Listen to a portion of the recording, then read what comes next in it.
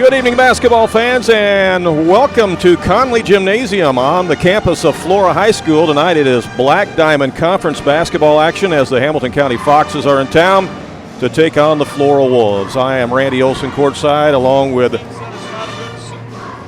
the Rocket Man, Billy Rockett, and Danny Anselment is watching from high above as we enjoy basketball action with you here tonight at Conley Gymnasium. Billy, this is a big game for both teams, and would really be a big game if the Foxes could come in here and steal this one. Yeah, it is. Flora comes in 3-1, 12-6 in the conference. The Foxes come in 2-2, 7-9 in the conference. Foxes has lost 3 straight, dating back to the Consolation Championship against Fairfield and NCOE and Carterville, both at home. Flora, they're on a 4-game winning streak, and they beat the last 3, Woodlawn, Carlisle, and Edwards County. So, you know, tonight if the Foxes could take this one, and who'd you say, Fairfield could take Carmi, yeah, that's going to really mess them Black Diamond East standings up. Yeah, that's a big game that they're playing down at Fairfield tonight between the Bulldogs and the Mules, and you never know what could happen. I mean, Fairfield played Olney to a 5-point game the other night. Oh, I know, and Lane Tucker was out with the flu. Right, so if somehow the Mules can pull the upset against Carmi, and if the Foxes can pull the upset here tonight in Flora, man, you could have a really topsy-turvy race in the Black Diamond East for sure. Yeah, there's several Black Diamond games on the slate tonight. Carmi, like we said, goes to Fairfield. Here come the Foxes on the floor. Edwards County goes to El Dorado. Hamilton County here's at Flora. Goreville goes to Christopher. Trico goes to Johnson City. Ziegler-Rolton to Sasser. And in a non-conference game, the Vienna Eagles go to Joppa. All right, that great pep band that you hear in the background here tonight is the alumni pep band at Flora High School. They bring them in a few times a year, along with some of the current students. The pep band at Flora has always been recognized as one of the best pep bands in Southern Illinois, and you'll see them appear many times at the state tournament up in Peoria and now in Champaign. And so they've got a long history of having great pep bands, and it just sets a awesome atmosphere here at Conley Gymnasium for the upcoming basketball game, doesn't it? Kind of gets your juices flowing. Yeah, even back in 90s and the early 2000s when I come here to referee, we'd walk out with our jackets on. I'm like, oh, that made me have a little bit of cold chills. How about that? That band's pretty good. I think it'd give Danny some cold chills too. What do you think? I believe it would. I think Danny would like that, as a matter of fact. Well, Danny, of course, has been up here calling games before for the Foxes, and Danny and I had an opportunity to do a very big game up here back in 2017. He and I were asked to come up here by the administration at Flora to do the sectional tournament game between the Lawrenceville Indians and the Teutopolis Wooden Shoes. It was one of those years where both teams were outstanding, and both schools had already sold all their allotted tickets for the game. And they knew that there was so many more people that wanted to get in the gym for the game, and they just couldn't get in. And so they contacted us, and they said, hey, would you guys come up here and do the game? And Danny and I were like, well, yeah. Yeah, duh. So I thought you never asked. Right. So we came up and we did that, and lo and behold, they had a hospitality room for us that night too. Can you imagine that? And it didn't have chicken. Oh, okay. It had stuff that Danny would eat. Danny told me one time that you can smell out a hospitality room as quick as anybody can. That's what he says, you know. But make no mistake about it, Danny knew where the hospitality rooms were at he too. Did. Don't let him kid you. He did. Don't let him kid you. Because I would get the phone call, hey, we need to leave a little early. They got a hospitality room tonight. Yeah, right. I'm like, all right, I'll be there. Yeah, that's right. Well, the coach of the Flora Wolves is Phil Lieb. He's in his 23rd year at the helm of the Flora Wolves, and he's closing in on 400 wins for his career. So he's had a lot of success here at Flora. Last year they were 17-14. And what'd you say their record is so far this year, Danny? 12-6. See, I'm calling you Danny. I know. Yeah. 12-6 this year. And you said they've won 4 straight games. I know they beat Woodlawn 37-21, beat Carlisle 47-31 here recently, and then I think they beat Edwards County by like 20. Yeah.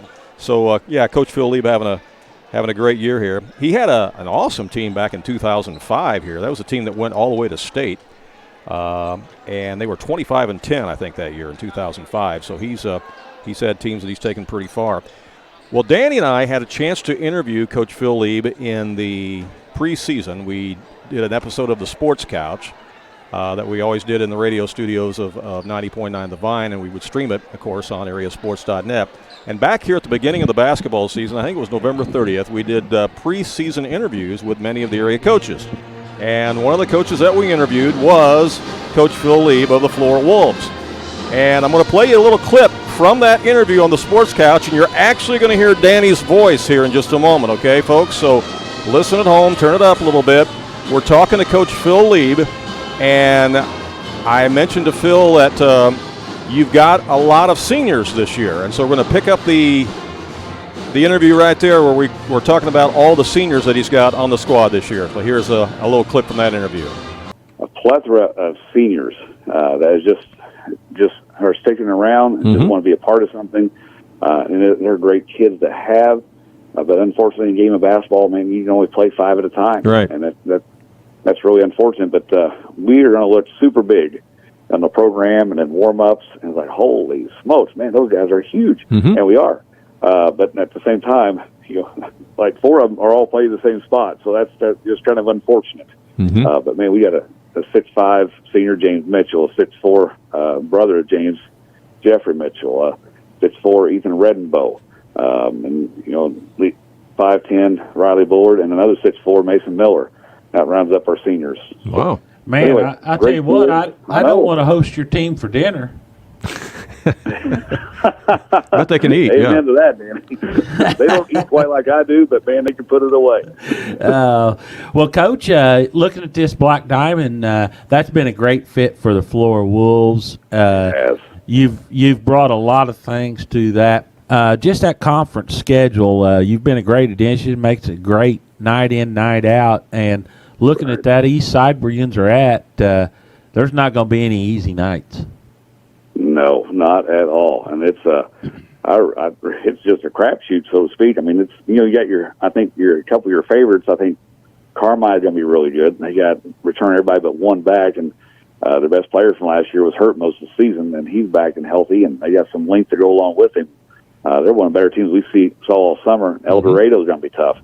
They got a good guard, a couple of good guards. One really shoot it, one really penetrate and run the show, and a good post go inside along with them.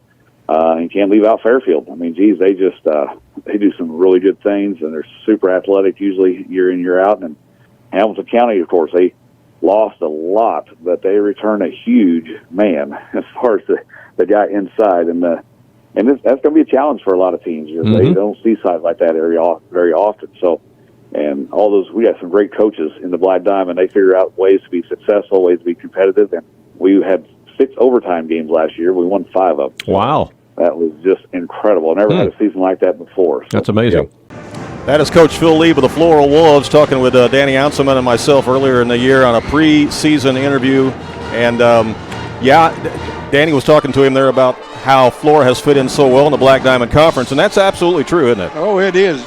Yeah, I can remember when they was trying to get some teams, and Trenton Westland heard Simon about that. And I'm like, is that true? And he's like, kind of rolled his eyes and said, yeah. Well, then they ended up with Flora, and I'm like, that's a perfect fit. Yeah. The trip up here is not bad. The trip from it's Florida, not. Hamilton County, or El Dorado, or whatever, is not bad. Right. And you notice when Coach Phil Lieb was talking about the size of his players, Danny zeroed in on food, didn't he? On food. He said, I'd hate to hate to have to feed them guys. feed your team. Well, that was Danny.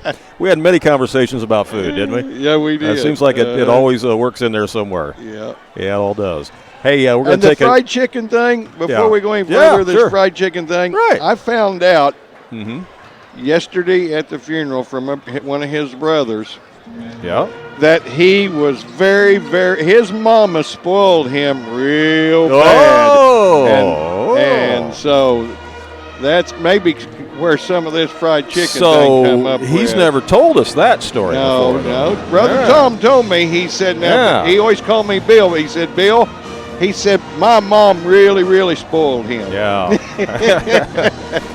Well, before we go to commercial break, I want to reach out and thank Athletic Director Bobby McNeely here at Flora for allowing us to be here tonight, because Flora is one of the schools that has an NFHS camera, which means they don't have to let us in here. Right. But given the circumstances with the Foxes playing here tonight, and given the circumstances that there's not been a couple of games broadcast since Danny passed away because we were all kind of discombobulated on what we were going to do, we wanted to be here tonight. And Bobby said, come on up. You guys are welcome to be here. He set us up here in a great position. You can see our view, and we're just happy to be here. So thanks so much to Athletic Director Bobby McNeely and the administration of Flora High School. And you know what we'll do is we'll dedicate this broadcast to Claire, Erica, Bethany, Natalie, Nathan, and the rest of the family. Absolutely. Sure will. And I bet a bunch of you are watching at the Elks tonight in McLeansboro, so let's hear a word from them right now. The Benevolent and Protective Order of Elks McLeansboro Lodge number 1882 is a fraternal organization that was chartered on July 9, 1953, and continues to serve the community through community donations, youth scholarships, youth sports activities, and various other community projects. The McLeansboro Elks Lodge number 1882 is proud to support the Hamilton County Foxes and proud to be streaming the Hamilton County Foxes athletic events. Come on down to the lodge located at 205 North Jackson Street in McLeansboro and catch a game and see what we're all about. Find and follow us on Facebook, and remember, Elks care, Elks share. All right, we are back here at Conley Gymnasium. It is rocking and rolling with that pep band on stage tonight. They are good. You know, this is the rubber game tonight, Billy, because the Flora Wolves won the freshman game by 1 point, 40-39, but the JV Foxes came back and won that game, and I don't have that final in front of me, but I know the Foxes won it by, some 14 points or something like that? 38-19. Was that what it was? 38-19, is that what it was? I'm trying to look at Tom's handwriting over here. All right. You know, we've been in a lot of gyms this winter, and about all of the pep bands play Sweet Caroline and a lot of them, but that's the first time I'd heard Guns N' Roses' Sweet Child of Mine. Yeah, so it's first, isn't it? And them kids flat rocked it. They can play it. They certainly can. We're going to pause and honor America right now as the Flora High School Pep Band plays our national anthem.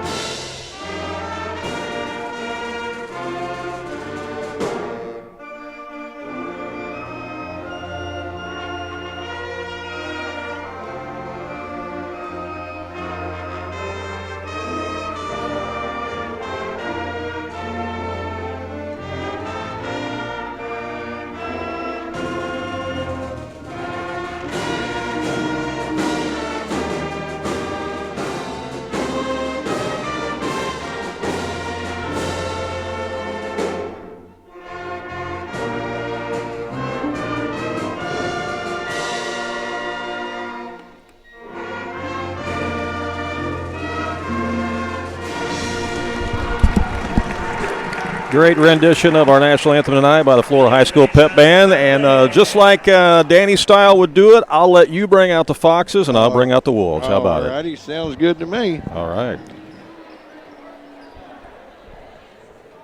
And by the way, complete disclosure tonight, we have a Fox and a Wolf sitting here in the broadcast booth, don't we? Yeah, we do. You are a graduate. And a year apart. Yeah, you are a graduate of Hamilton County High School, or what was McLeansboro High School. Yep. I am a graduate of Flora High School. Yep. That's right. This is where I played my basketball at, was in Flora.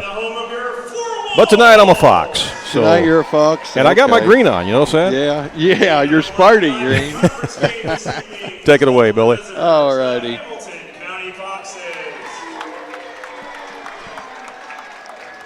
Okay, folks, our starting lineup now for the Foxes of Hamilton County.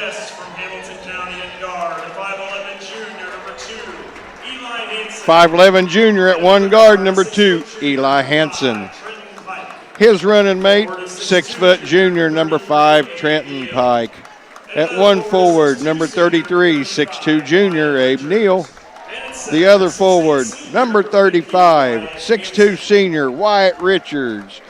And in the center position, He's a senior, and he wears number 50, and he's 11 inches taller than me. Wyatt Hampson. Foxes are coached by Doug Miller, assisted by Clint Hopfinger, Rhett Vaughn, Chris Cox, and Caleb Smothers. 11 inches taller and maybe, 85 pounds heavier? Something like that? Probably. Although, I don't know, the way that you were eating at the funeral yesterday, you gained some of that back. Yeah. You're catching up on him. I know. I don't know. And Doug Miller's got a good group of boys down there, along with the Lady Foxes. They waited an hour and a half in the visitation line Wednesday night. That was incredible. That got to me. Yeah, and how about the Anselment family standing there for 6 hours? Oh, gosh, I 6 know. hours so that everybody could come through. I've never seen anything like it. There was a ring of people all the way around the gymnasium and then going outside. And then when you go outside, the line was all the way across the parking lot and then down the street 2 blocks.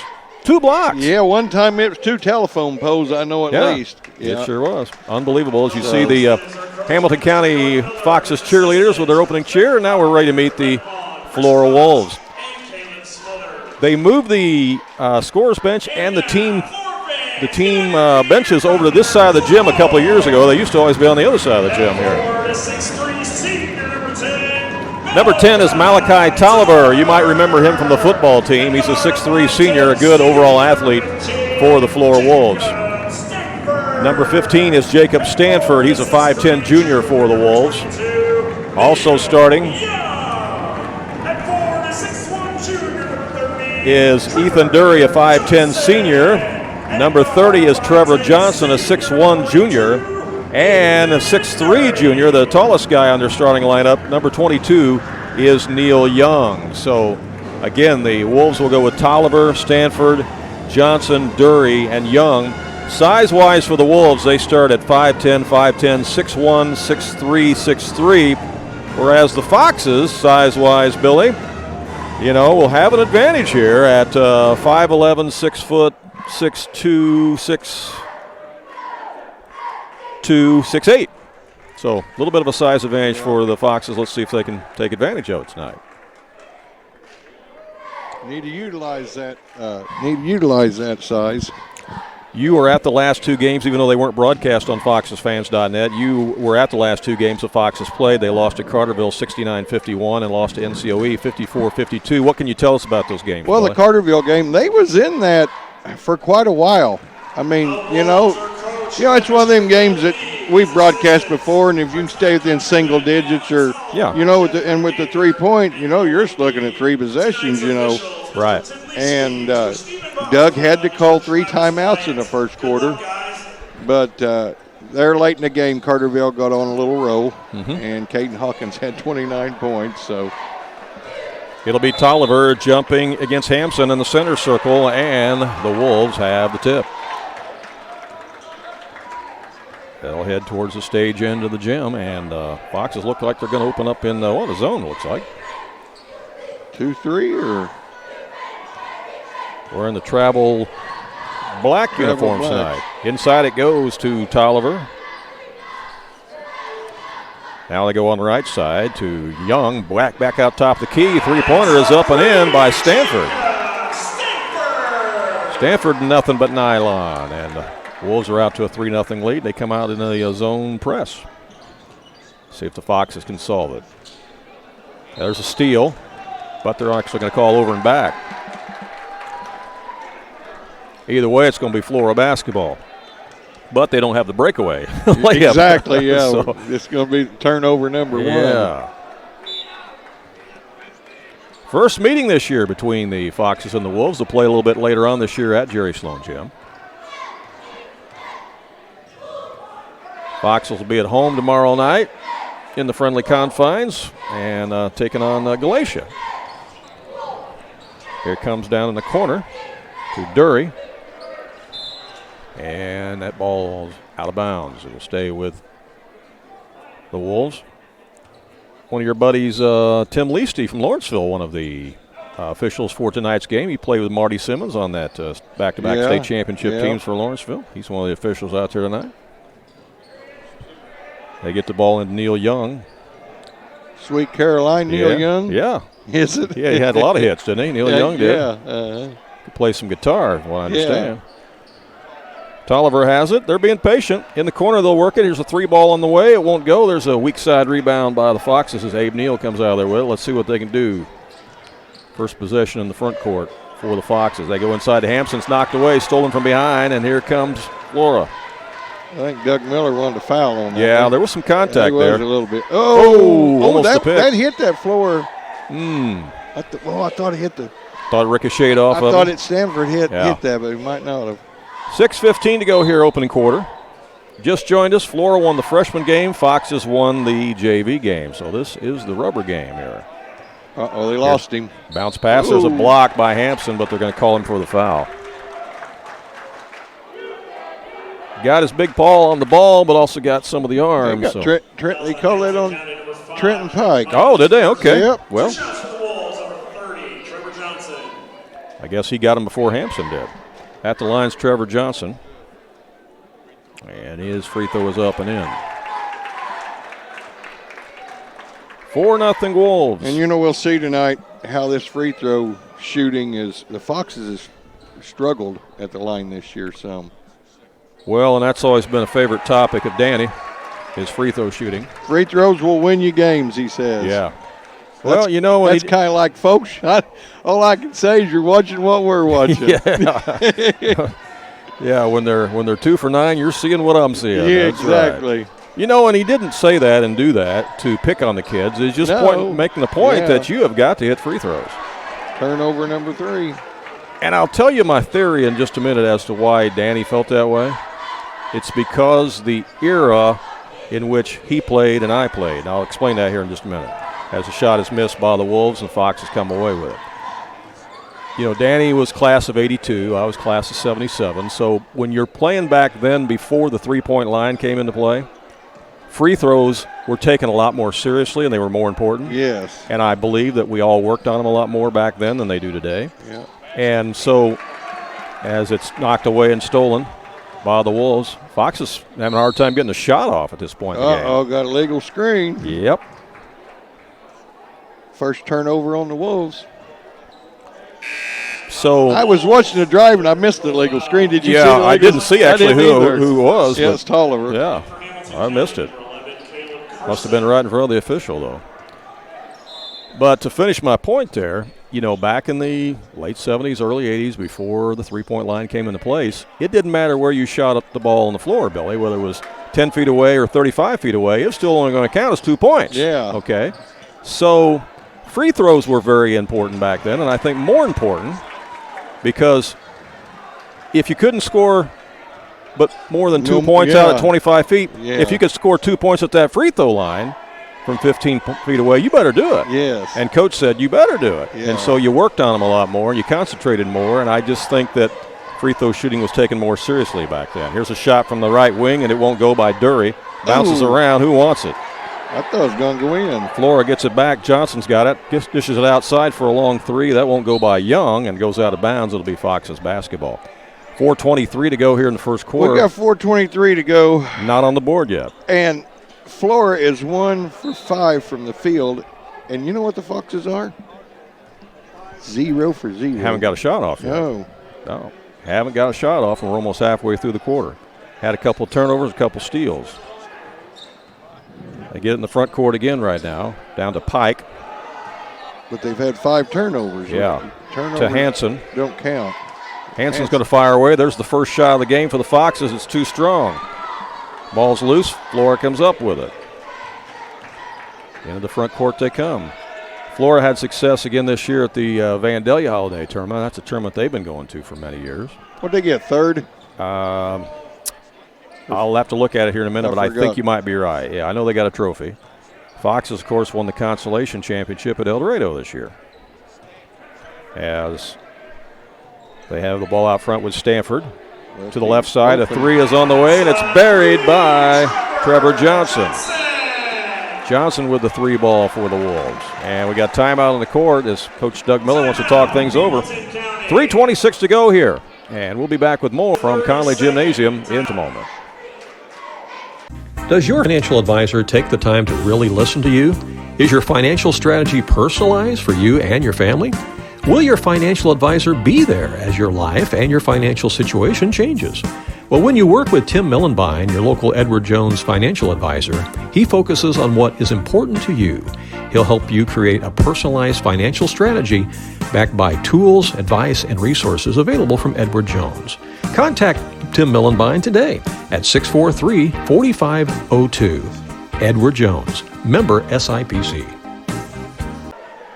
Back here at Conley Gymnasium, Randy Olson and Billy Rockett courtside. Danny Anselment watching the game from up above. And so far, the Foxes only one shot in the game. Yeah, everything's going north for them. They got 5 turnovers and only 1 shot. Got to get some offense going here. Got to solve that zone trap. They do. They get it across. There's a pass down underneath. The bunny is blown underneath there by Carson. And then on the rebound, we got a whistle and a foul.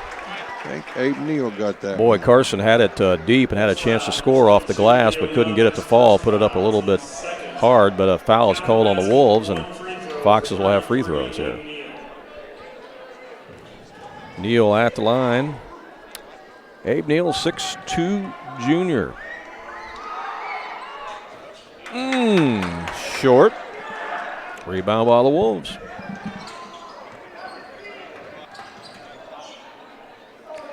That's a bunch of free throws in them first 2 games that hit the front of the rim.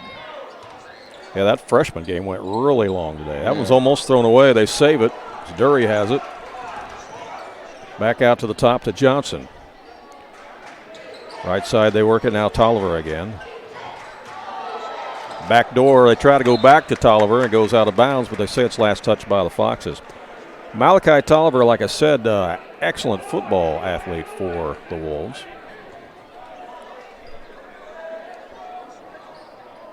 Here is the lob inside. They go right side now to Dury along the baseline. Back out front to Stanford. Inside the high post, it comes to Tolliver. Nothing there. Foxes have picked him up man-to-man now, Billy. Changed it up defensively here a little bit. Neil Young has it over to the right side, and it's buried by Ethan Dury. Dury's fallen down and gets it to go. And Fox is actually fortunate a foul wasn't called on that. There was a little bit of contact. Foxes need a bucket. Got to break the ice here. 2:05 to play in the first quarter. Got to get some offense going. They do have the one deuce. And then here's a miss and a rebound by the Wolves. They get it up to Tolliver, and a foul is going to be called. Eli Hansen. Special thanks to Hamilton Memorial Hospital for sponsoring our scoreboard along the evening here. Here is inbound. Comes to Stanford.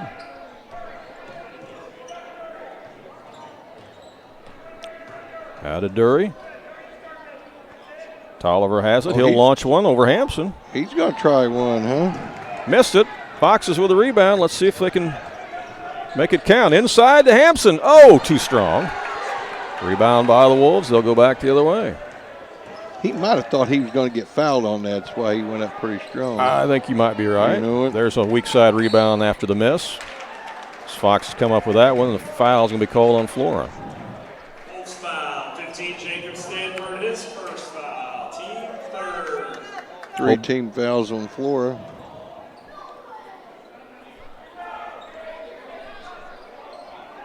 Flora staying in that zone trap.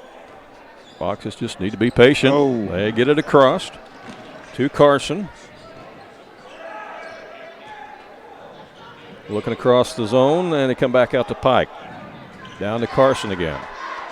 Carson had a couple big blocks in that JV game, didn't he? There's a layup that Trenton Pike sits on the rim and then falls down for Trenton Pike. 11-4. It was up there a while, wasn't it? It was. Been a weird first quarter here. Wolves back in the front court again. Johnson has it. This is a new floor that they put in at Flora. It's much, much brighter than what the old floor used to be. Really brightens up the place. Yeah, it is. There's a lot of concrete in this gym, ain't they? Yeah. Down to 19 seconds. Let's see if the Wolves hold it for one. Oh, almost a steal. Hansen was reading it. But yeah. He was ready for the pick, but got called for the foul instead. And that is 2 fouls now on Hansen. Wyatt Richards back in for him. So we'll see if Flora can get something done in 16.6. Stanford has it. Uh-oh. Just left of the circle. A shot by Johnson won't go. Foxes with the rebound. Then Flora gets it back and heaves one at the horn. That's the end of one quarter. It's Flora 11 and Hamilton County 4. And we'll be back with second quarter action live from Conley Gymnasium in Flora in just a moment here on AreaSports.net and on FoxesFans.net.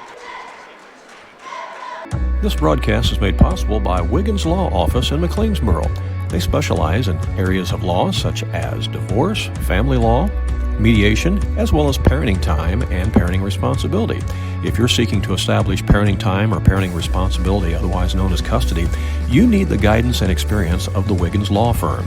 Custody cases are often difficult, complex, and hard to navigate alone. They can help guide you through the complicated legal process. Contact Wiggins Law, LLC in McLeansboro. They're on Jackson Street, and their number is 643-4488. Back here at Conley Gymnasium, Billy, your thoughts on that first quarter play? Well, the Foxes they're going to have to get it together a little bit. The press is not really bothering them that bad, but I think it's disrupting their offense once they get it across the court. They can't really get into the flow of the offense. No, right. And they've come back out and tried to reset. And, it's not like Flora's shooting lights out. They're 3 for 11 for 27%. All 3 of them's been threes, but they've missed 8 shots. So, if Flora would have been hitting 50% or something, they could have been. Oh, yeah. Be a different situation. Yeah. We have a halftime score from Fairfield. Carmi leads the Mules at the half 26-9. Oh.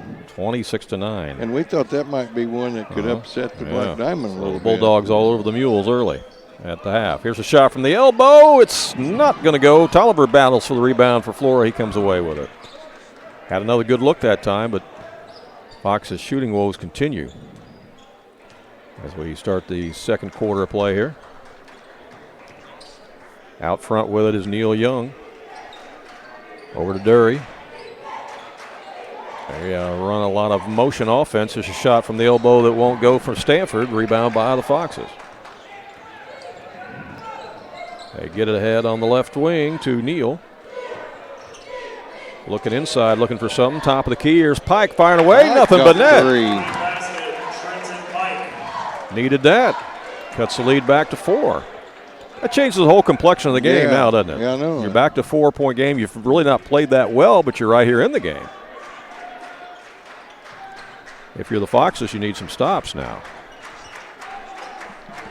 Here's a shot top of the key. That's too strong by Dury. Rebound by the Foxes as they limit them one shot. To a screen over here. Taking it all the way down. Missing the shot is Pike. And then on the follow, we got a whistle and a foul. Going for the rebound. I think he got Wyatt Richards on that. Yeah. He did, yep. That'll be his first. So 4 team fouls on the Foxes and 3 on the Wolves. When you say down here that Neil Young's got the ball, I think maybe you're talking old rock and roll. Neil Young's got the ball. He passes over to Joe Cocker. He passes over to Joe Walsh. Exactly. Inside to Peter Frampton. Yeah, there you go. Yeah, that's right. It is pretty funny. Malachi Tolliver with it now. Guarded by Carson. Swing it to the right side again. There's your buddy Trevor Johnson to Neil Young, huh? Yeah. Inside to Tolliver. Somebody's going to have to splits help. Defenders, can't shoot it. Back out for 3 ball. It's short. But there's a weak side rebound. Offensive board by the Wolves. Inside to Tolliver. He'll try to muscle it up. He does. It's blocked by Hampson, but they're going to get him for the foul. I thought he had the ball, but must have got some of that arm too. So that's number 1 on the big guy. And 5 on the team. Tolliver will be at the line. 5:51 to play here in the first half. Coming up at halftime, Billy's going to talk a little bit about some of the things that he said at the funeral for Danny Anselment.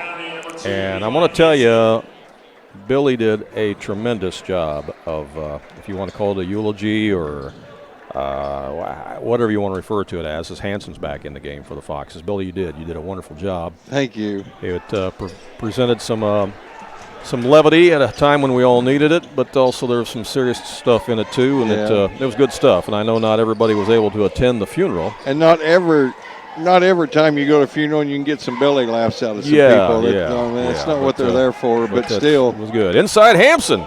Missed it point blank, goes back up, gets hammered, and he'll go to the line. So we'll let Billy share some of that with you here at halftime, so stay tuned for that. That stops the clock with 5:31 here in the first half as back to the line the Foxes go, and Hampson will be there now.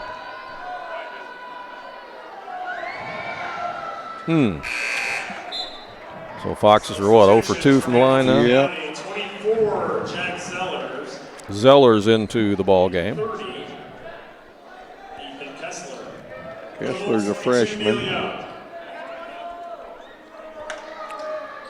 Got that one. Well, as bad as the Foxes have played here in the first half, they're only down 3. One possession, ain't it? Yeah. Pretty amazing. This game could turn in a heartbeat. Neil Young with it. Skips it over to Johnson. Inside the paint they go to Garrett Patridge, I guess it is. Out it comes to Neil Young for the 17-footer. I was writing him in the book, and I was wanting to put an R in there, and I'm like, I guess it's not Partridge, it's Patridge. Yeah. Patridge in a pair of trees. Patridge in a pair of trees, that's right. Throw it away. Fox's turnover. That's number 7.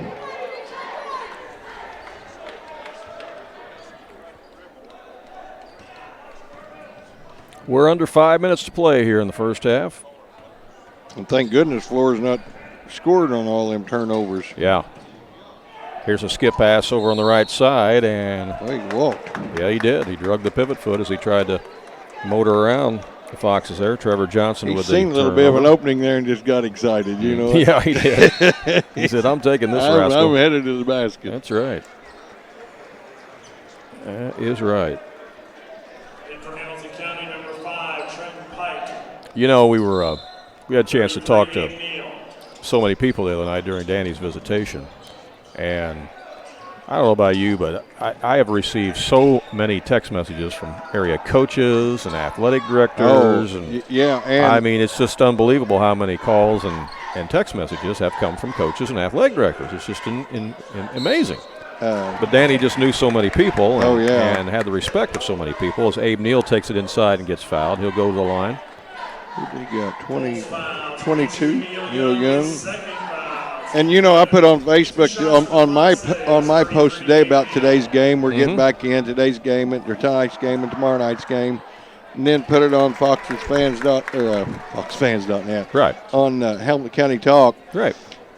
I've had 14 friend requests, and it's people I know, but they was Danny friends. You know, we just wasn't friends. Right. Hey, there's 2 free throws in a row.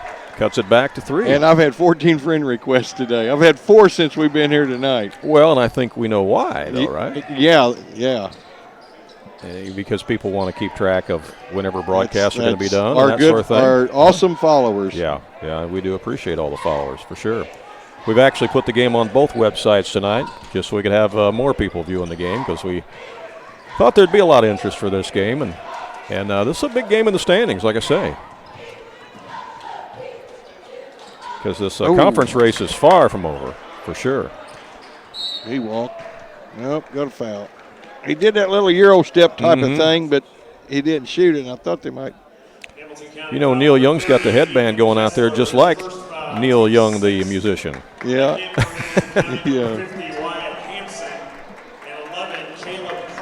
That foul was on Ethan Kessler. Out of bounds to the Wolves. Triggering it in will be Patridge. 3:48 to play here in the half. The Foxes, again, have gone to that man-to-man. They're playing a little bit more sticky now, too, coming out and extending that defense out beyond the arc a little bit. Kind of challenging the Wolves a little bit now as Young has it. Back out to the top to Spicer, who's in there now. Lawson Spicer, he's a junior for the Wolves at 5'10". Back it comes to Dury. Now back out front. They'll redirect the traffic out there with Stanford. Again to Dury. 3:09 left. Here's a drive baseline. Cut off and stolen away by the Foxes. Now they need to capitalize on this. They get it ahead inside the paint. Shot is too strong in there by Abe Neal, and it's taken out of there by Flora. Had the opportunity, but the shot might have been just a little out of control. And there's a traveling violation. I couldn't see his feet, but all I could see was from the waist up, and I'm like, dude, you got there too quick. Trading turnovers here. Unless you're one of the best athletes in the country, you got to that rim way too quick. That was a Euro Step Plus. Yeah. Yeah, there you go.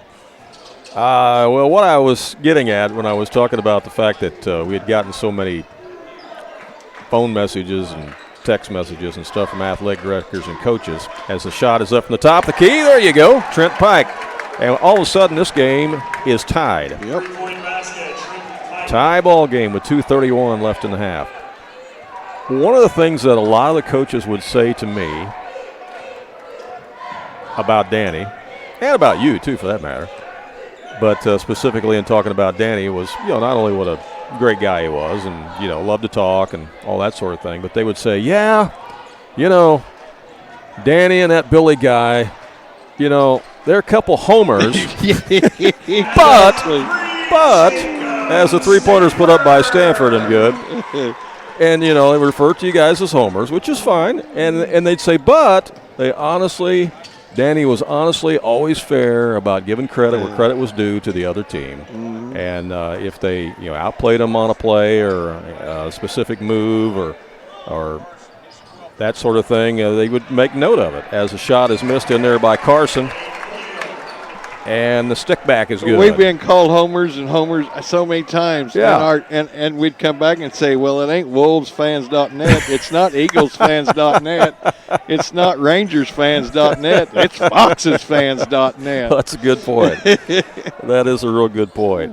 And sometime tonight we will share the story of how FoxesFans.net really got started as a website. We'll talk about that. As the shot is missed from the corner there by Trevor Johnson. Rebound by the Foxes. All the way down. Shot was deflected, but a foul is going to be called as Pike took it strong to the glass. That was Malachi Tolliver. But no, that's really how complimentary a lot of the coaches and athletic directors have been about Danny. Is he was a homer. We realize that he was a homer for sure. He would bleed green. He definitely was a Fox through and through, but would always give credit where credit was due. And acknowledged when there was good play. Yeah. And I believe you do the same thing, Billy. So. And like when we do a game at especially at El Dorado or something like that, and it's neutral. I'm like, that kid right there could be an all-state time. He's a senior, and just different things. But what's funny is I can remember back in the 70s, Foxes fans and El Dorado fans folks, they just hated each other. We all know that.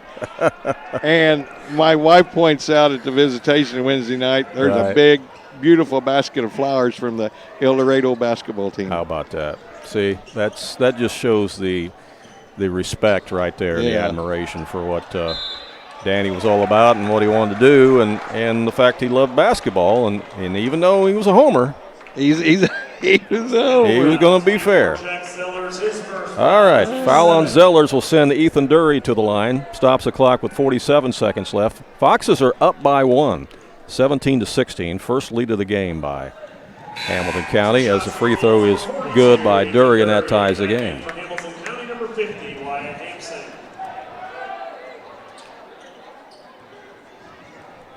Occasionally, Danny would even say something nice about El Dorado. It was hard to get it out of him, but every once in a while he would. He would. Well, them El Dorado guys down there treated us so well. Yeah. Letting us video and doing the whole tournament. Oh, and absolutely. Reserving us a place. Absolutely. Athletic director Greg Goodley. Don't get me wrong. Yeah. Him and I reamed them. We were on them. There wasn't no slacking going on. 25 seconds left. Foxes with a chance to score here to take the lead in the locker room. Wouldn't that be sweet? When you consider how rough the first half it's been, it'd be great to be up here at the half. We're tied right now with 16 seconds left. With the basketball out front is Pike. Here's a shot for deep corner. It's unbelievable. Nothing but nylon for Kessler. Here's a heave from the other end. That won't go. And at the halftime intermission, the Foxes have come roaring back here, and they go into the locker room leading the Flora Wolves on their court at Conley Gymnasium by a score of 20-17. We'll come back, take a look at the first half stats, and then Billy's going to be sharing with you a little bit about what he said at the funeral, all right? Because it's something I think a lot of you will enjoy hearing. So we'll be back in just a moment. Do you have a check that needs deposited and don't have time to make a trip to the bank? No problem. With Mobile Deposit at People's National Bank, just snap a picture of the check with your smartphone, and with a couple of clicks, it's deposited into your account. Depositing a check with a PNB 2Go mobile banking app is just that easy. Just tap, snap, and deposit. Plus, it's free. Download the PNB 2Go mobile banking app today to get started. People's National Bank. We make banking easy. Member FDIC. Wireless or service fees may apply.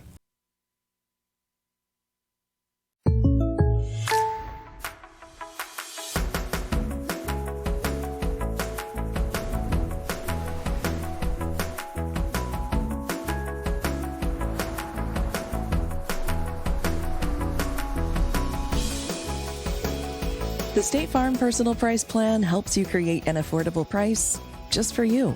Contact Lynn Braden in McLeansboro for an auto quote today.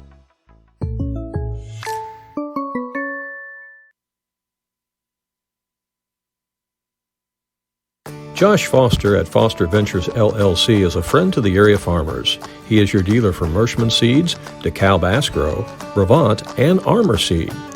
They also have access to all major chemical brands as well as generic chemicals.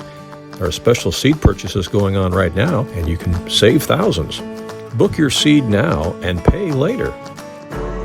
Find out more. Call Josh Foster at area code 618-308-0474.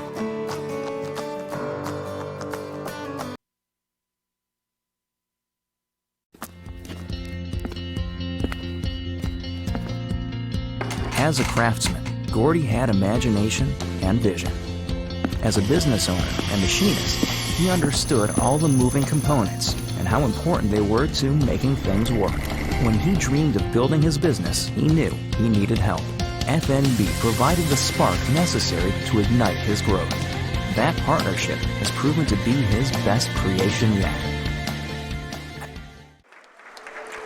Back here at Conley Gymnasium at Flora High School, you see the halftime score on our Hamilton Memorial Hospital scoreboard. The Foxes lead the Flora Wolves 20-17, and it's been a really rocky first half as Foxes didn't get on the scoreboard for a long time. It started off 11-0 Flora to start the game. Foxes didn't even get a shot off for the first 4 minutes of the game.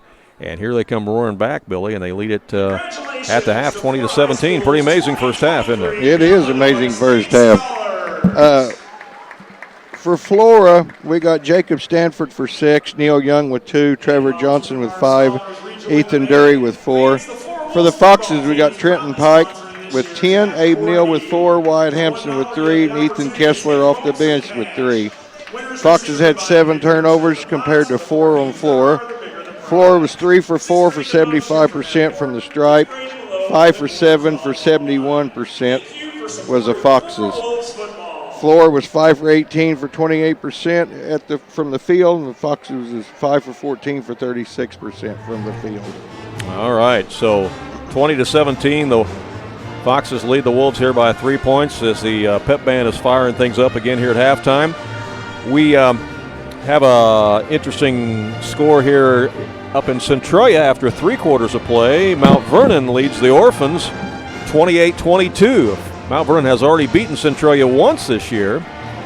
Centralia has only lost twice on the entire season. That one of those 2 losses coming to Mount Vernon, and the Rams lead the Orphans 28-22 after 3 quarters right now. Well, Billy did a tribute to Danny Anselment at the funeral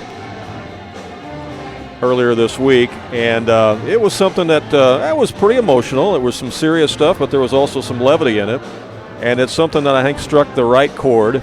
And I know a lot of you watching tonight were not able to be at the funeral. You might have been to the visitation, but you didn't make it to the funeral, so we thought it might be an opportunity here for Billy to share some of his thoughts and some of the things that he said when he was honoring our friend Danny at the funeral. So, Billy, take it away. All right.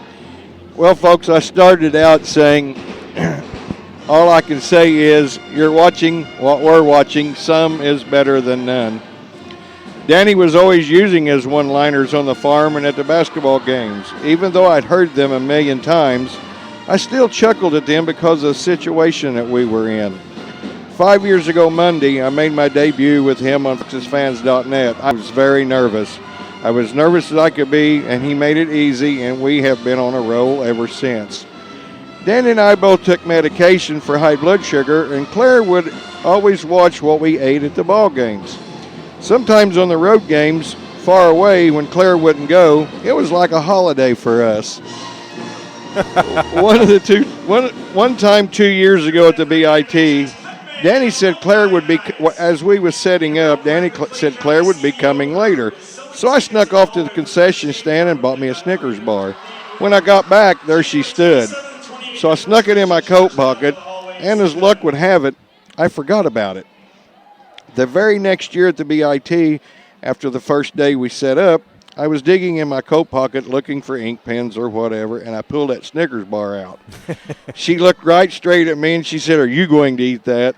I'm like, "No, because I bought it here last year." So the three of us kind of got a kick out of a year-old candy bar.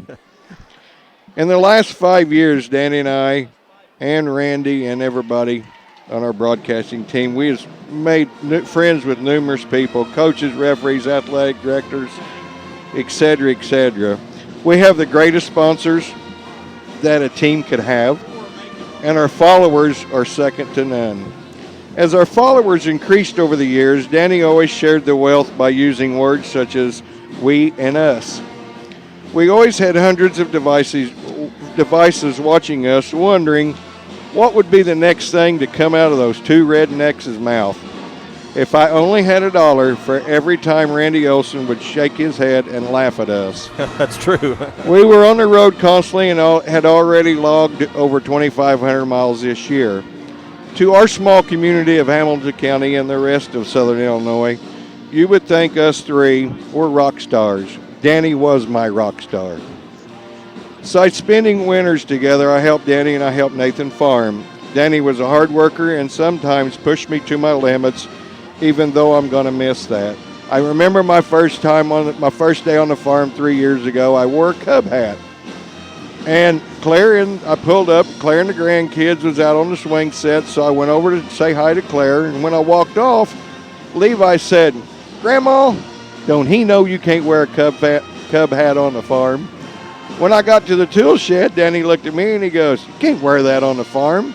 And like a magician pulling a rabbit out of a hat, he hands me a Beck Seed hat. The only thing I got out of that, Randy, is they just didn't want me to ruin my Cub hat on the farm and get it all dirty. You know? I guess, yeah. One of our mutual friends, Danny Slag, told me one day, he said, that man can move more machinery with very little help and do it the quickest. He was right. I put 418 miles on the white ton truck in 3 days, and I never got 6 miles from Dahlgren. As I've walked alone in the backyard, I'm starting to realize that this is not a nightmare anymore. I've missed the phone calls, the laughs, the meeting at the farm to go to the Foxes and Lady Foxes games day in, day out. Danny always made sure I had a freezer full of sweet corn and a freezer full of beef. Our friendship was so great that only one person could separate it, and that person was God. Danny, I'm going to miss you, and I will never, ever forget you. May heaven be full of baked potatoes and well-done burn-up ribeyes. FoxesFans.net will live on, and your legacy will never go away. Very well said, Billy Rockett. Very well said.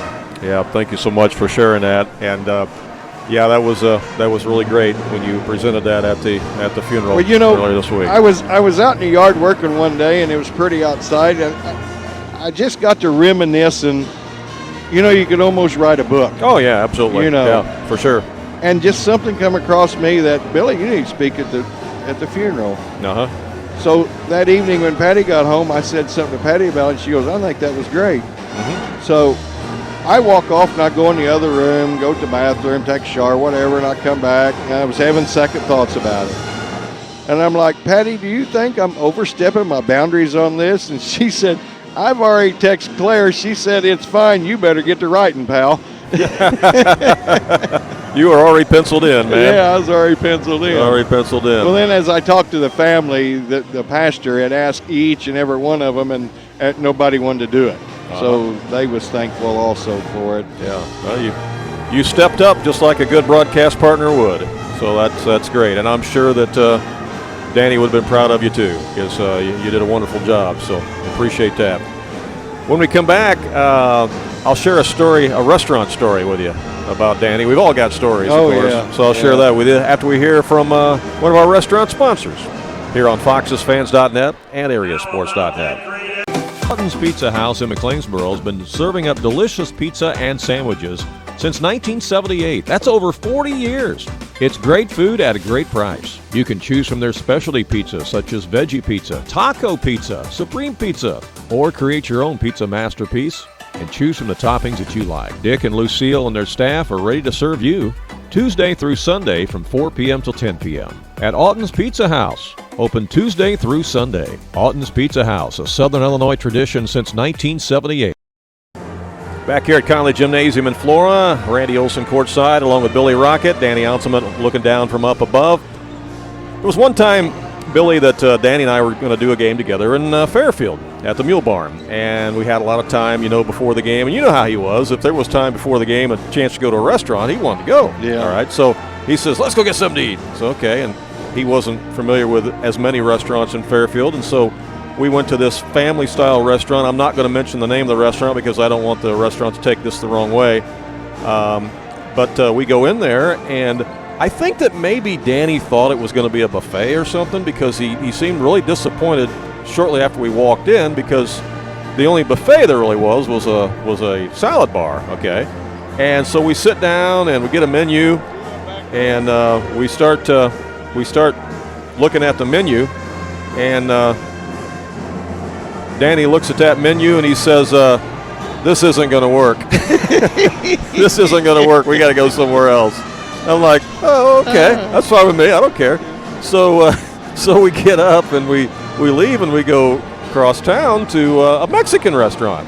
And he's like, well, I'm not really too much into Mexican, but he said, do they got steaks there? And I said, yeah, they got steaks there. I'm sure they do. So we go into the Mexican restaurant, and, of course, I order Mexican food. That's what most people do at a Mexican restaurant. But not Danny. He has to order a steak. And I don't know whether it was a ribeye, a sirloin, or what it was. I think they called it a Texas steak is what they called it at this particular Mexican restaurant. But it comes out, and, he'd ordered it well done. And it comes out, and it looked fine to me. It looked like it was cooked well done. And no sooner does he get it, Danny tells the waiter, he says, you want to take this back to the kitchen and cook it for me? and he goes, sir, is there something wrong? He says, yeah. He says, you need to cook this more for me. He says, look, he says, just take it back here and burn it. Just burn it, it'll be fine. There was one time. And they come back out, and I mean, this thing is charred. Yeah. It's charred, and he sits there and he eats the whole steak. Yeah. Yeah, that was hilarious. Great story. Him and Claire went out one night. They was ran out of baked potatoes. No, he throwed a fit. I mean, throwed a fit. Well, the fit all got back to us. Uh-huh. So the next weekend, we was all going out, the four of us, with Danny and Sharon Slag. And about 3 o'clock, my wife turns on the oven. I said, what are you turning on the oven for? I said, we're going out to eat. She said, I'm taking Danny a baked potato so he won't do without. Oh, that's great. So we get there and sit down. They bring us a menu, and they take a drink order, and Patty reaches over in her purse, and she pulls out this baked potato and sets it in front of him. It was like a big old huge. He goes, what's that? And she goes, that's for emergency purposes only. So the waitress comes back with her drinks, and she looks at him. She goes, well, how'd you already get a baked potato? Oh, that's great. For your stats, the Wolves have missed 4 shots Yeah, in a row. I got okay, it. okay. They've missed 4 shots in a row, but that one goes down for Jacob Stanford. The bad thing is, Flora, if you're a Foxes fan, Flora kept getting the rebound and had more opportunities. So they missed 4 shots, and then finally the shot goes down by Stanford. They count it. Who did they give that to? Hampson? Actually, they haven't put it up on the board yet. They haven't Give it counted to Pike. Yeah. Okay. They hadn't put it on the board yet, but now they do, and we are tied. The old-fashioned three-point play. Yeah. Oh, you can't go back across the line. Foxes get it across the timeline as the Wolves are in a zone looking for a trap. Inside it comes to the lane. Oh, good pass underneath, and shot is put up and in by Pike. Pike puts the Foxes back up 22-20. It's 12 for Trenton. He's having a good game, isn't he? Yeah. He's got 2 threes. Underway in the third quarter here, 6:37 to play. Foxes led it at the half after having really kind of a sketchy first half. Oh, he about walked. Fell behind 11-0 to start the game as driving inside is Trevor Johnson, and he's going to be fouled. Got Wyatt Hampson on that one.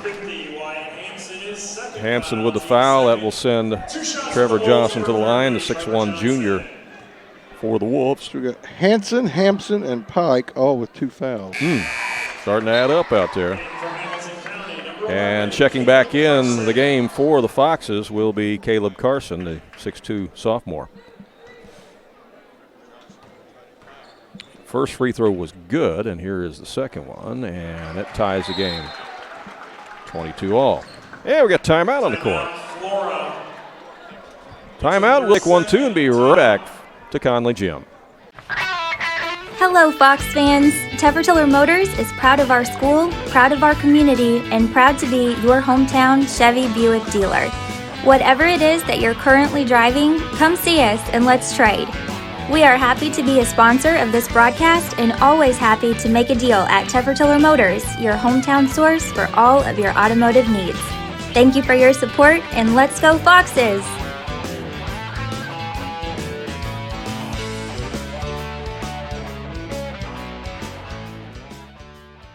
All right, back here at Flora High School as we have a tie ball game, 22 all with 6:26 to go here in the third quarter. And before I forget, I want to make sure that everybody watching tonight, if you haven't done so already, I want you to go to YouTube. You can open another window there on your browser, on your computer or mobile device.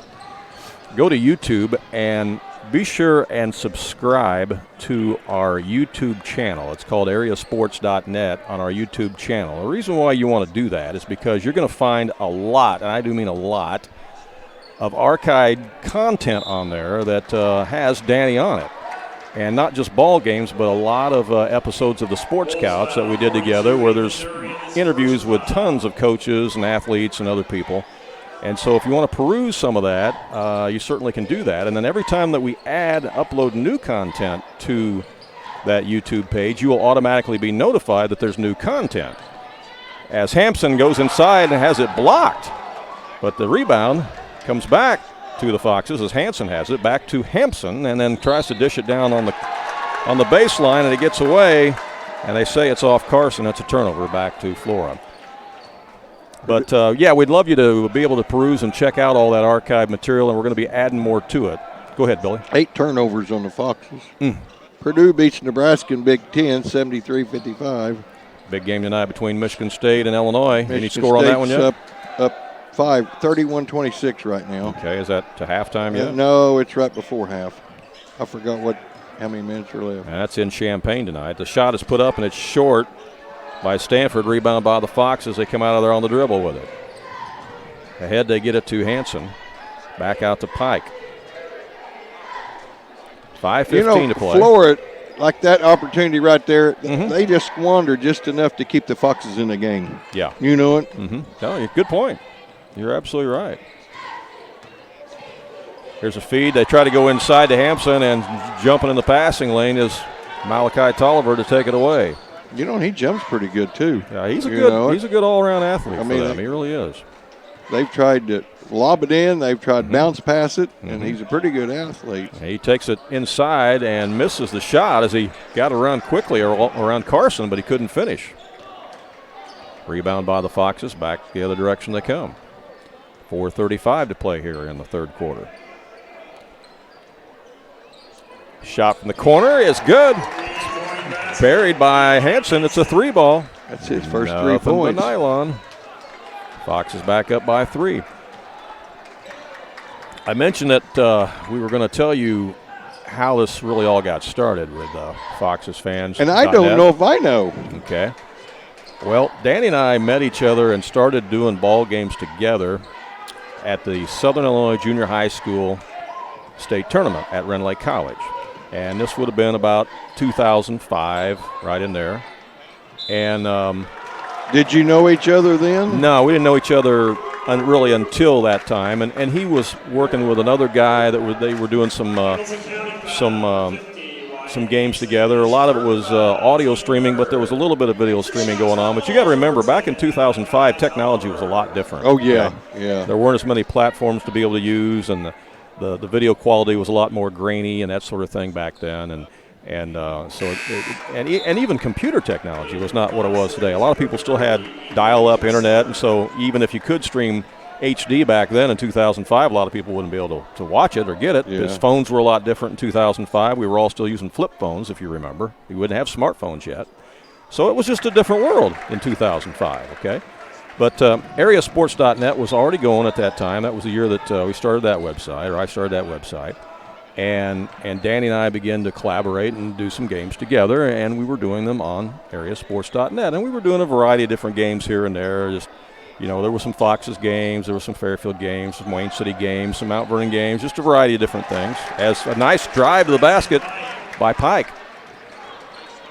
And the Foxes are up by 4, 27-23.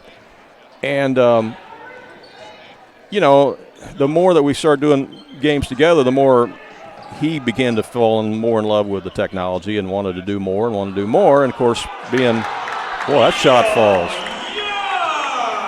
Neil Young with the bucket cuts it back to 2. I don't know how that went in and how Hanson didn't get his third foul. I know. I was amazing that there was no foul called because there was a lot of contact both directions there. But it's a 2-point game. Foxes with the lead and the basketball. So Danny said, you know, I'm a Fox through and through, and I really would like to do a lot of, Foxes games and stuff. And the technology was such that if I wanted to do a Rams game or a Mules game or a Wayne City game and he wanted to do a Foxes game, we really couldn't do them both at the same time. There was no way to see both on the same website, which makes sense. Yeah.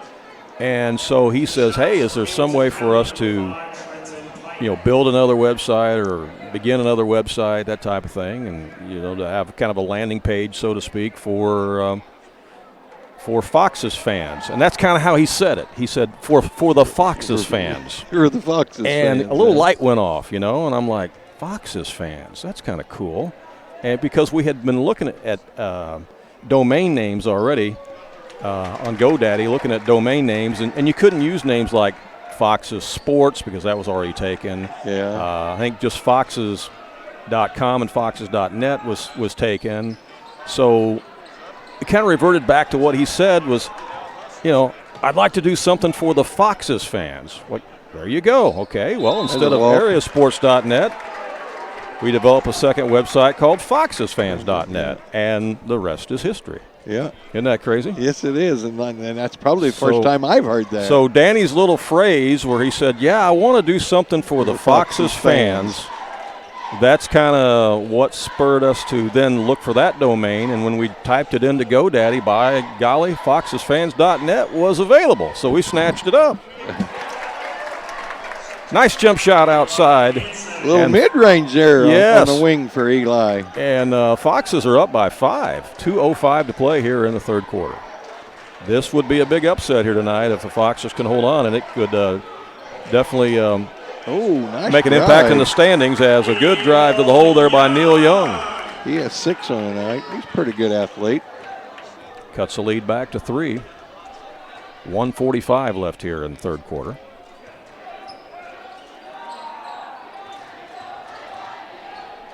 Down the lane, off the glass, count it. Abe Neal with a nice move.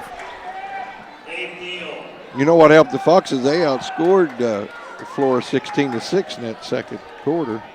Yeah, that was a big quarter because, again, they were down 11-0 to start the game. That's swatted away. Big-time block by Carson. They're chasing the ball down in the corner. Who's going to get it? It goes out of bounds. They say it's Flora ball.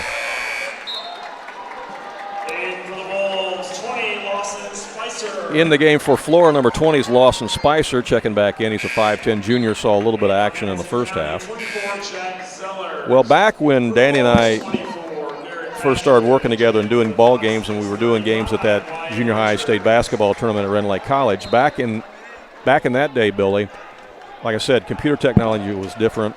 A lot of people didn't even have the capacity to watch our stream at that time because they didn't have the right kind of computer or software, and we didn't have smartphones yet. So one of the things that we did back then was we recorded all of the games on DVDs, okay? And I've got a plethora of games still at my house that are on DVD that we recorded, and some of those have been uploaded to that YouTube page I mentioned to you, but a lot of them have not. And so I'm thinking now, you know, some of those games were back in, say, 2008, 2009, 2010, and the kids who played in those games that were in 8th grade, 7th and 8th grade at that time, those kids are now 27, 28, 29 years old. Yeah. You know, and may have kids of their own. Yeah. And it might be cool as the three-pointer is buried by Spicer, who comes off the bench to put it through the nylon. Cuts the lead to 2. It might be cool. Flora was needing something like that. They were. Down to 25 seconds left. It might be cool to upload some of those old junior high state tournament games. They can go back and yeah, somebody who's 26, 27, 28 years old can watch themselves play from back in their junior high days at state tournament with Danny calling the game or he and I together. So we may be doing that. 1 second left. Here's a heave from the half line, and it won't go. After 3 quarters of play, Fox is nursing a 2-point lead, 32-30. Don't go away, fans. This is going to be an exciting finish tonight here at Conley Gymnasium. It's black time and conference basketball action here on AreaSports.net and on FoxesFans.net. Jagger's Doggy Daycare. Your dog's home, away from home. Do you have a dog that is shedding? We provide de-shed treatments at Jagger's Doggy Daycare in Mount Vernon. De-shed treatments get rid of a lot of unwanted hair so it doesn't end up all over your house. Your dog will look better, feel great, and smell wonderful. Call and schedule a de-shed treatment for your dog at Jagger's Doggy Daycare in Mount Vernon. Jagger's Doggy Daycare. Back here at Conley Gymnasium in Flora, Randy Olson and Billy Rockett courtside. Danny Anselment watching from up above. And, boy, we got us quite a ball game here as the Foxes lead it over the Wolves 32-30. Flora is tough to beat on their own floor, folks, but the Foxes are getting it done. It's just been a weird game. It really has been. It has, and it's a tale of 3 quarters so far. Yeah, tell us what you thought of that third quarter.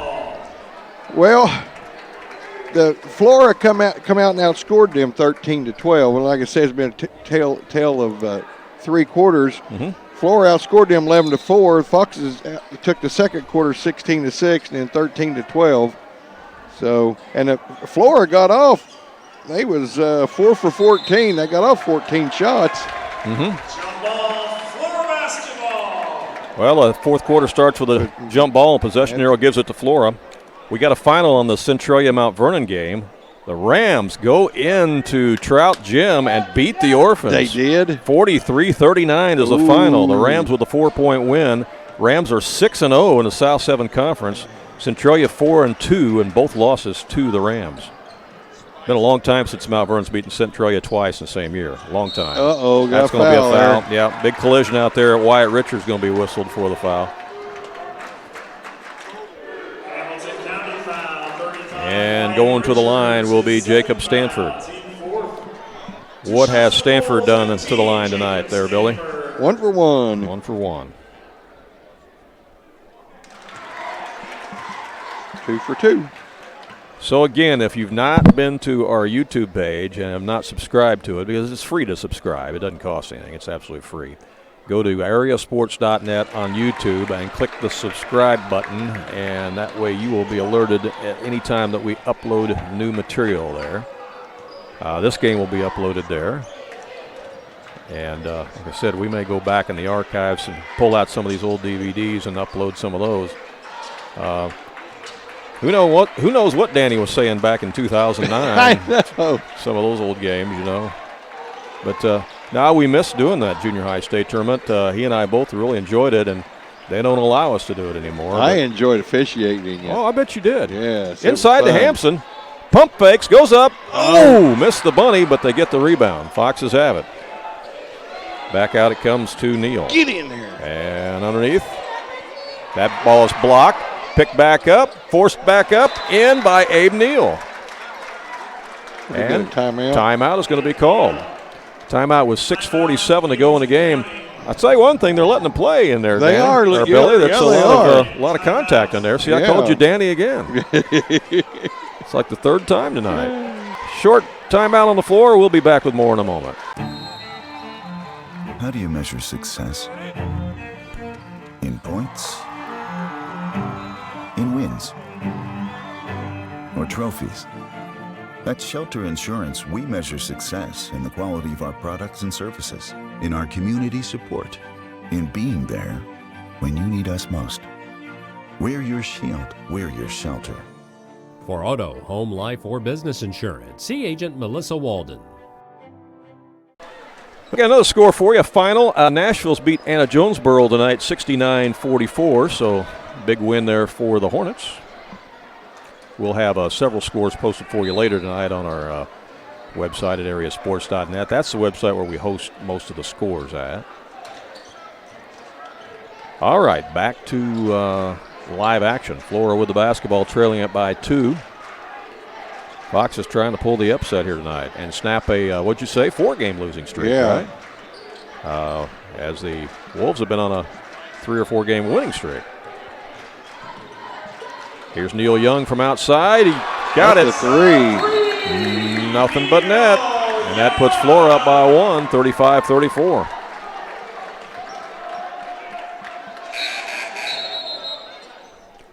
And checking back in for the Foxes will be Caleb Carson. This looks like Carterville 93, DuQuoin 42. It does, doesn't it? Yep. You think that's real? That's a lot of points. Just 1 minute ago, DuQuoin put it on there. But that's what it looks like, yeah. Wow. Whew. That's a blowout. Spartans up 37-33 at halftime. All right, Michigan State, Illinois. Go back into Hampson. He goes up strong on the glass, left it short. Ball's chased down the lane. They get it back. Abe Neal with it, then it's stolen by Flora. 2-on-1 to the other end. Layup is missed in there by Stanford. Ball's loose and comes back out, and we got a, what is that, official timeout? What was that? I think so. Got a final, Carmi and Fairfield. The Mules fall to the Bulldogs. Carmi wins it over Fairfield 51-40 at the Mule Barn. That is a final. These other games are getting done before us because we had such a long freshman game tonight, and that kind of put everything behind tonight. So that's why this game is going into the later evening here, as it's 9 o'clock already.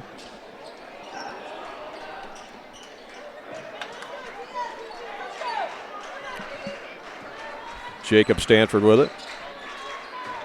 Back out to Neal Young.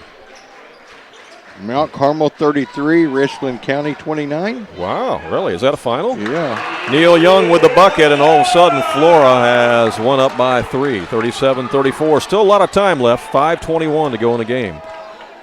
Tomorrow night, the Foxes are at home at Jerry Sloan Gym against Galatia, and Billy will be joined in the booth by Mark Oughton. And Mark is going to do his best to try to step into Danny's shoes, and I'm sure he's going to do a good job. Hampson with the rebound. He's undercut, and the foul is going to be called, and hopefully Wyatt's okay there. Mark has done play-by-play with us before down at the El Dorado Holiday Tournament. Always does a good job, and of course, being a local Hamilton County guy, you all will enjoy having Mark along on the broadcast, I know. Carbondale 54, Cahokia 50. Here's a shot baseline, in and out, no good, tipped around. Malachi Tolliver with the rebound for Flora. Now they're kind of in the driver's seat with a 3-point lead and the basketball. Seesaw battle here in this fourth quarter. Here's Neil Young with it. He drives, dishes it in the corner. Now Spicer with it. Almost a steal as it's knocked away. Neil Young picks it back up for Flora. Weber 67, Sandoval 29. Crossover dribble and a shot by Young is no good. Rebound by the Foxes. After 3, Goreville 41, 43, Christopher 31. Hamilton County really needs a bucket bad. Yeah, needs a bucket this possession. Yeah, 4:15 to go in the game. Haven't scored the last few trips down. Here's a drive in the lane. Oh, he was open. Over to a cheerleader. Caleb Carson was open, but man, that ball was rifled over there. He just couldn't handle it. Another turnover. Got him for 12. Yeah, if you're Coach Doug Miller, you're probably saying that's about 5 turnovers too many. Yeah. And we got timeout on the court. This one was called by Flora. Timeout on the court. We'll take one as well. Be right back with more from Conley Gym. Carter Turf and Tractor is now open in their beautiful new location on West Main Street in Fairfield in the former Save-A-Lot building. Carter Turf and Tractor is your area dealer for high-quality Kubota tractors in a variety of sizes, perfect for a landscaping business or to easily handle a variety of jobs around your home or farm. They can customize a solution for your needs. They also have the Kubota RTV utility vehicles for on-road and off-road transportation and hauling needs. When there's mowing or lawn work to be done, Carter Turf and Tractor has you covered with Exmark riding mowers and walk-behind mowers. They also feature a good selection of Echo brand brush cutters, trimmers, and chainsaws, as well as Honda and Generac generators. Come in and see for yourself at the new Carter Turf and Tractor, open 8 to 5 Monday through Friday and 8 to 2 on Saturday. Back here to live action. We got 4:08 to play in the game. Flora with the basketball, length of the floor. They lead it by 3, 37-34, as Foxes try to challenge them here. Need to get the ball back, need some possessions here. We hope you've enjoyed us weaving in some stories tonight about Danny along the way. We think it's important for all of us. It's part of the mourning process, the healing process, all that sort of thing. And it's probably what Danny would want us to do, too. Yeah, I'd say so. You know? We got foul that's a there. reach in, yep. On Hanson. There was one morning we was up at Bell Rive at Nathan's place. There's about 4 or 5 grain bins there, and Danny and River was working on something. We was getting ready to switch over to another grain bin. Yeah. Danny looks over at me. He goes, "Hey, Billy," he said, "go over at that third grain bin and climb up there and open that chute." I said, "Okay." So I walked over and I got about head high. And I looked at myself and I said, "Self, this ain't happening." So I climbed down and I went back over where they was at. And Danny said, "Man, you're quick." And he has started just teasing River about how quick I was, you know. Yeah. And I'm like, "No." I said, "I'm not quick." I said, "It ain't happening." He said, "What do you mean it ain't happening?" I said, "I ain't going up that grain bin." So then did he start giving you a hard time about not going up there? Oh, yeah. Of course. Ball was knocked out of bounds. They say it stays with the Wolves. Stanford with the bucket. He said, "I'm going to call you a sissy." And I said, "You can call me a sissy the rest of my life and the rest of the day, and it ain't going to bother me. I ain't going up that grain bin." 3:13 to play in the game. Even Fox is though down that's by 5, and that's a 10-second count there. Even though it's tapped. It still counts. The count goes on. Clock continues to move, doesn't it? Yep. All right, we got a full timeout on the court now. 3:12 to play in the game. We'll be back with more from Conley Gym here in a moment. It's the heating season, and Wainwright Propane and Sporting Goods has you covered with fast, reliable propane delivery service for your home or farm. And if you need those propane bottles filled for your grill or camper, Wainwright Propane and Sporting Goods can do it. Looking for a wide selection of guns and ammunition? You'll find it at Wainwright Propane and Sporting Goods. You can even search online through their website at wainwrightpropane.com. And don't forget, they also sell propane grills, smokers, and deep fryers at Wainwright Propane and Sporting Goods. Back here at Conley Gymnasium, Randy Olson and Billy Rockett courtside. Danny watching from up above, and still a lot of time left in this game, Billy. I mean, it's a 5-point deficit, but 3:12 left on the clock. But the Foxes need to score on some of these possessions. Well, the Flora's outscored them 9-2. So that's what your difference is. And they've stuck at 5 turnovers, and the Foxes are up to 13 now. So Foxes are kind of playing this fourth quarter like they played the second quarter. Yeah. Or the first quarter, it's just rugged. It's rugged. That's a good adjective. Just rugged. That's a good adjective to describe it. Rugged. They're going down the road, but this road is full of bumps and holes and no gravel. And that's a great description. That's kind of how the game's been. Got another final for you. Goreville beat Christopher 61-51. And Marion beat Belleville-Althoff 45-40. As the Wolves have it in the front court, Tolliver has it. Comes to the left wing to Stanford. Back up to the top to Spicer. Thought about it. He did think about it. Stead kicks it back out again to Stanford. 2:49 left. Wolves don't have to get in a big hurry here, leading it by 5, but the Foxes need to get the basketball. That's knocked out of bounds. Almost a steal. Abe Neal has hands on it, didn't he? Yeah, if he got a break and just rolled it off that Flora player's body, but it didn't happen. Flora scores here, makes it really tough, so the Foxes need to stop. And they're shaving time off the clock, too. Yes, they are. Here is Neil Young with a jumper. It bounces off. Hampson's with a rebound. Did everything but go in. 2:23 left. Foxes need a bucket. Down 5. Oh, that's a bad pass and a steal. Young took it away. The turnover bug has been tough tonight for the Foxes. And the Foxes have got 2 fouls to give. Yeah. So they're getting a bonus. You're exactly right. So if they want to put Flora at the line, they got to start fouling. There's one right there. They listened to you there, Billy. Yep. Eli Hansen with a foul. That'll be team foul number 6. One more before you put him in the bonus. Minute 58 left in the game. That's his 4th. And checking in for the Foxes will be Kessler.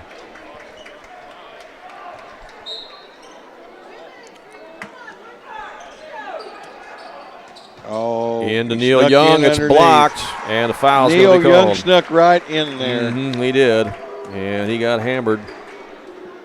Hammered by Carson. That'll be his first. Young at the line with 1:57 left.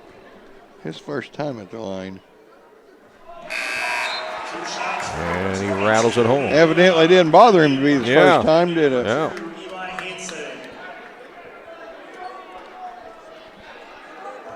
Well, the Foxes led at halftime, and they led after 3 quarters, but they find themselves down 6 right now. That free throw's missed. Hampson with the rebound. Shots has been hard. Passes has been sloppy. Shot in the lane is good. Counted off the glass, and a foul. How did that go in? I don't know. I'm not sure how Eli Hansen got that to go down, but it did. That was high off the glass. And that cuts it to a 4-point game. Still a lot of time left, minute 49. If he can make this free throw, would cut it to a 1-possession game. And again, as Danny always said, free throws win games are the key. And he got it. It is a 1-possession game, and now here comes the defense. Foxes are pressing. Still need to get the ball back, but it's a 1-possession game. Hanson's got 4 fouls, so he can't be the foul guy. No, he can't be. Around they work it to Spicer, back out to Stanford. Minute 32 left. So if you was coaching, would you let them, you got a foul or something, would you let them shave this time off the clock? Well, I mean, you got to trap, like right there. I think you got to trap and go for a steal. And then sooner or later you're going to have to foul, and they just did with 1:19 left. Hamilton County foul number 2, Eli Hansen, his 5th foul. Oh, that was number 5 on Hansen. Yeah. I thought that one of the other guys got it. I did too, and the radio guys over here both screamed, they call that on Hansen? So, boy. I don't know if Coach Miller agreed with that, but checking in will be Abe Neal back in. So at the line will be Jacob Stanford, the 5'10 junior for Flora. So his free throw rattles in. Thought it was going to pop out there for a moment. Hampson's back in the game, and sitting down is Caleb Carson. Again, 1:19 left. It's back to a two-possession game at 41-37. And this one's good. That one hurt. All right. Foxes need a quick bucket, but it doesn't have to be a three, Billy. A two would be fine. Yeah. They just need to score here. They go inside to Hampson. He spins on Tolliver, goes up for the shot, and he's going to be fouled. And that's going to be before the shot, I believe. And that's only going to be 5 team fouls on Flora. So it'll be out of bounds to the Foxes rather than free throws.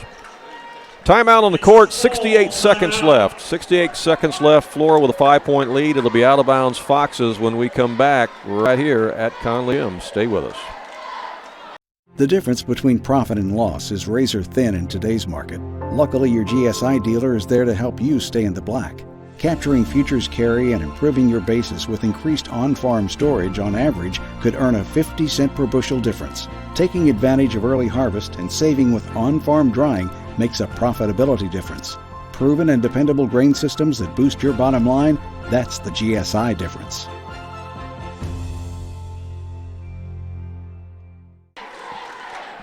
All right, back here at Flora, 68 seconds left, Billy. So it's going to be out of bounds to the Foxes. This is where you pull out those really good out-of-bounds plays you've been saving for a long time, to where you don't want to just get the ball in bounds. You want to score on this out-of-bounds play. You want to score. And I don't know, a three would help. You don't have to have it if you score real quick. Right. I mean, if you're absolutely wide open, I guess you can take it. But yeah, most out-of-bounds plays, you're generally not looking at a three. You're trying to get a layup. Hampson will be the one taking the ball out of bounds.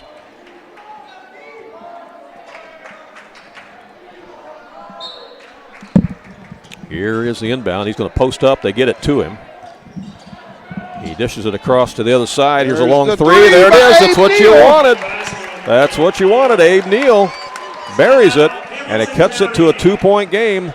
So the out-of-bounds play was run to perfection as Hampson took the ball out, stepped in, posted up. They collapsed on him. He kicked it out to Neal, and he buried the three, and it's a 2-point game with 61 seconds left now in the ball game. Thor's 12 for 15 from the stripe. Wow, that's pretty good free throw shooting. I know when you got to foul him, though, I mean, you're like, well, do we foul it? You got to go for a turnover first. Yeah. Well, and again, that's always one of the things that Danny talked about was the free throw shooting. So see, here they are. They've shot 12 out of 15, and they're up by 2. Yeah. Whereas if Flora was only shooting 50% from the field tonight, Foxes would be in ahead. Right. So there you go. I mean, the Foxes shot good from they're 7 for 9, but they've just not shot enough. Right. Exactly. And the combination of, if the Foxes would have shot their 7 for 9, they shot their 54% like they normally do, they'd be down about 6 points or 7 instead of 2. So, right. What old boy always said about them free throws, he didn't have to convince me. All right, so Flora out of bounds, length of the floor. Fox is going to press. They need to get the ball back. 61 seconds left. Here comes the inbound to Spicer. The trap is on. They get it to the midcourt stripe. And there's a bucket underneath. And they're going to count it. Tolliver somehow got free. And he put it in the hoop.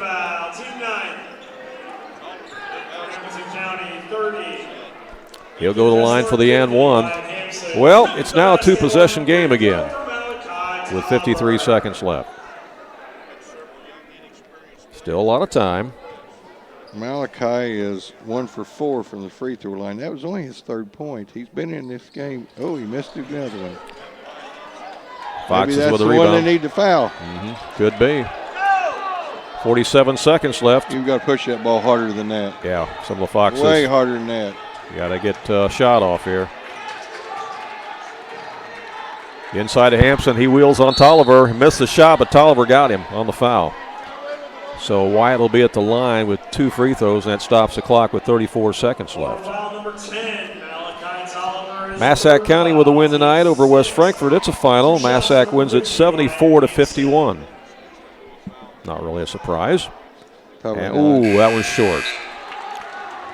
Well, now you got to get this free throw, Billy, because you got to get it back to a one-possession game. Yeah. So he really needs to make this one. As checking into the ball game. Who was that checked in for the Foxes there? Number 12.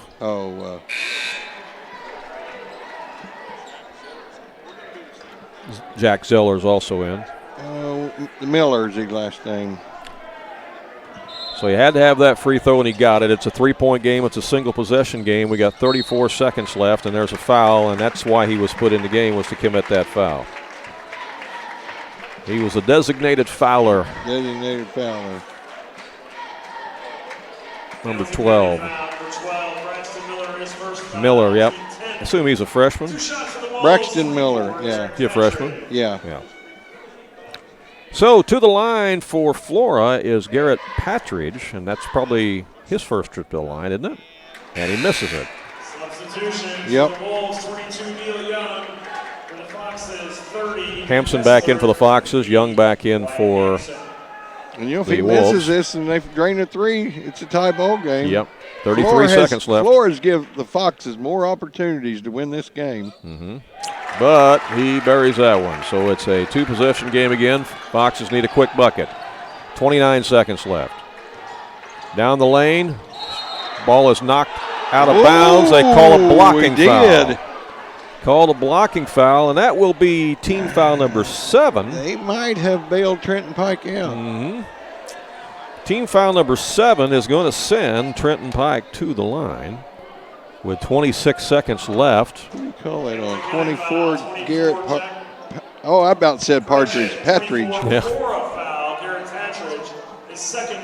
Second foul on Patridge. So again, it's going to be 1 and bonus here for Pike. Coach Miller's doing some substitution, probably designated foulers. He is. He's substituting defense for offense, as first one is good. All right, so that gets it back to a single possession game. But you'd sure like to have this one too if you're a Fox fan. And he gets it. 2-point contest, 26 seconds left. Here comes the trap. There's a breakaway. Nobody got back. A breakaway as Patridge gets back behind the defense and scores. 47-43. That was a nail on the coffin there, I'm afraid. As 11 seconds left, as they just couldn't get back on defense, Billy. Nope. Wide open. They didn't even have to throw a Hail Mary, did they? No. Well, everybody was up front in the front court trying to trap and go for the steal. And he just took off like a wide receiver, and nobody was back there. He's wide open. And at the line now will be Patridge. He misses it. 11 seconds left. Two-possession game. I mean, we've seen weird things happen before, but Fox is going to have 2 buckets here, whether he makes it or not. And he made it.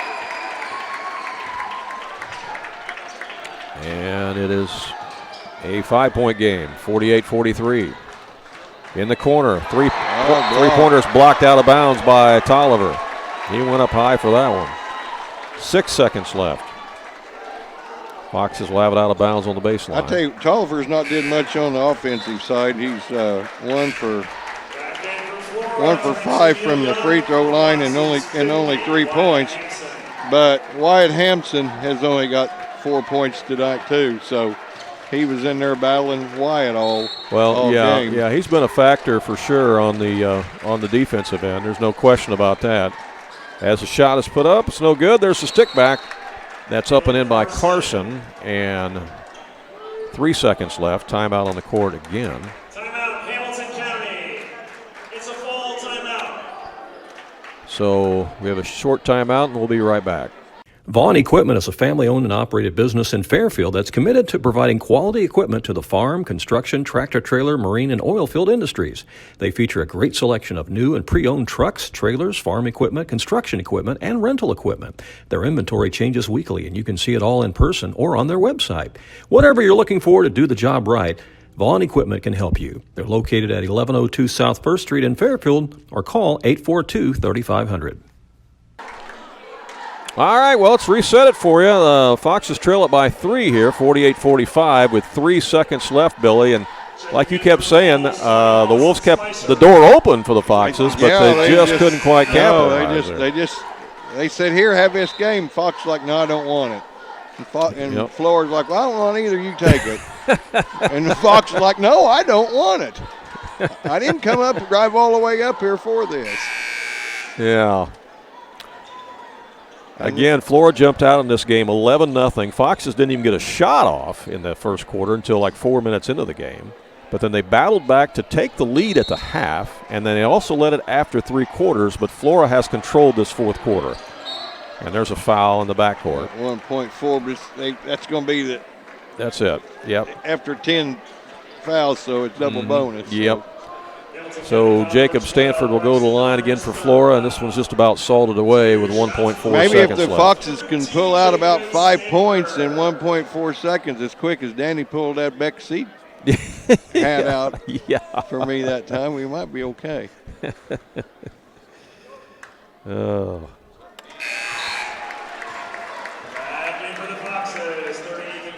That boy right there's not missed a free throw all night long. He's right? 1, 2, 3, 4, 5, 6 for 6. Jacob Stanford, 5'10" junior for the Wolves. And you jinxed him. He missed that one. And that's the ball game. Flora holds on here in their own floor, and they defeat the Hamilton County Foxes 49-45. Foxes had their chances, but came up short as they dropped this one to the Flora Wolves in Black Diamond Conference action. Billy's working on our post-game stats. We'll come back and share those with you here in just a little bit. So keep it with us here on Foxes.net and AreaSports.net.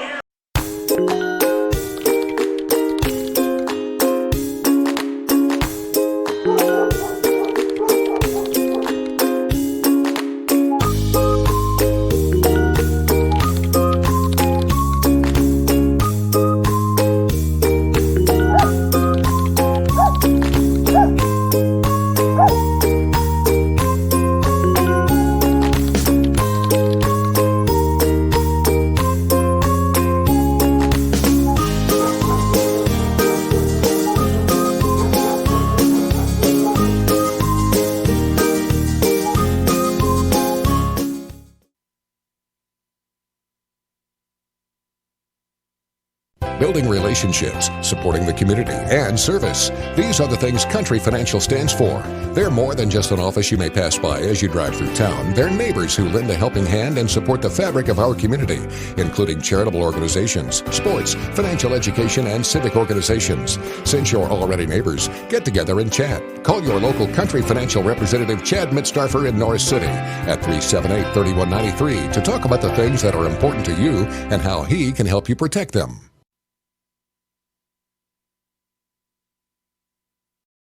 Farm Credit Illinois understands every dollar counts, and that's why we offer options and programs to make farm loans that work for you. FCI member Dean Wearies says his FCI loan officer works with him to provide customized loans that fit his operation. Farm Credit employees have been very good about helping us do whatever changes is necessary that makes it the best case for us. When shopping for ag financing, keep Farm Credit Illinois in mind, where we deliver farm loans that work for you.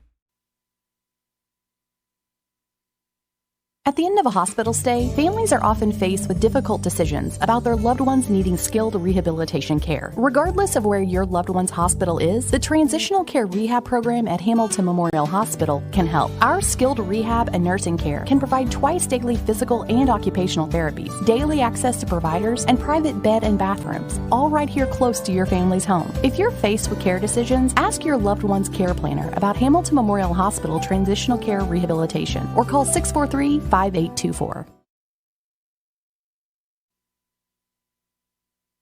For service beyond the surface, call Carter Trucking in Fairfield. Carter's trucks are ready to haul your big freight and grain. So whatever you call Jeremy Carter, the Mucho Mulcho Man, the driveway doctor, the gravel guru, the pothole pirate, the rockin' redneck, the smooth operator, the mudhole master, or the happy hauler, just call him. 842-2022 to haul your big freight, grain, and more with trucks from Carter Trucking, Williamson Drive in Fairfield.